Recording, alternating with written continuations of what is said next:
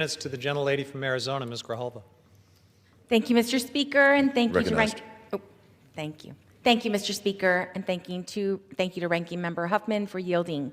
I strongly oppose H.R. 4090.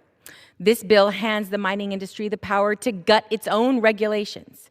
It directs the Secretary of the Interior to expedite and approve any mine the administration deems a priority, and it tells the Interior and the Forest Service to identify any public lands that should be a priority for mining, without any public input or tribal consultation. In the eyes of this administration, mineral dominance means mining above all else, above protection of our public lands, above the people who will live with toxic pollution, and above the local community's interests.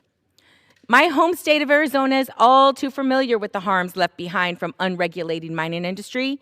Over a century of mining left polluted waters, poisoned land, and generations of families feeling the health impacts, including my own. Tribal nations had their land stolen and sacred sites desecrated by the mining industry. Some may argue that the mining industry is different now and our regulations are in need of change. I agree that we're in need of modernization, but H.R. 4090 is a move in the wrong direction. We need only look at the notorious track records of mining companies abroad to see what disaster will look like in the United States. BHP, one of the world's largest foreign mining companies and one of the co-owners of the proposed Resolution copper mine in Arizona, was responsible for the disastrous collapse of Brazilian tailings dam that killed 19 people and spilled tons of toxic waste into major river in 2015. This disaster has been called Brazil's worst environmental disaster. Rio Tinto, the other co-owner of Resolution Copper, blew up a 46,000-year-old sacred Aboriginal site in Australia in 2020.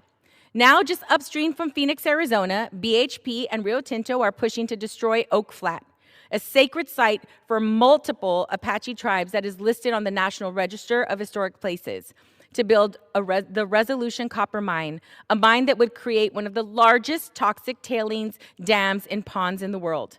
Does that sound like an industry ready to responsibly regulate itself? Through the Save Oak Flat from Foreign Mining Act, I seek to reverse the giveaway of publicly owned land and the natural resources beneath it to this foreign mining conglomerate.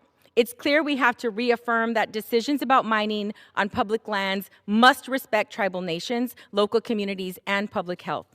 Tribes and local communities most impacted by mining deserve more say, not less, in the future of their lands and waters. This bill is about making it easier for foreign entities to extract and take away America's resources and leaves the pollution forever scarring the land. We must fight back, we must listen, and we must be the advocates and fighters we were sent here to be. And we must protect our public lands for future generations. I urge strong opposition to H.R. 4090, and I yield back to Ranking Member Huffman. Thank you.